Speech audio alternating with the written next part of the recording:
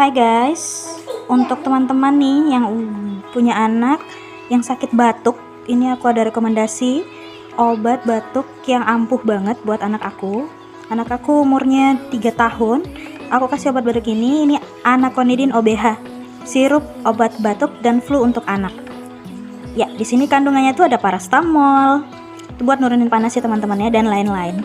Jadi buat teman-teman yang punya anak balita, di sini ada 2 sampai 6 tahun, 3 kali sehari 1 sendok. 6 sampai 12 tahun 3 kali sehari 2 sendok takar. Terus isinya di sini kita sudah dapat tentu aja sirupnya ya guys. Kayak gini. Sirup. Terus di sini dapat sendok takarnya juga.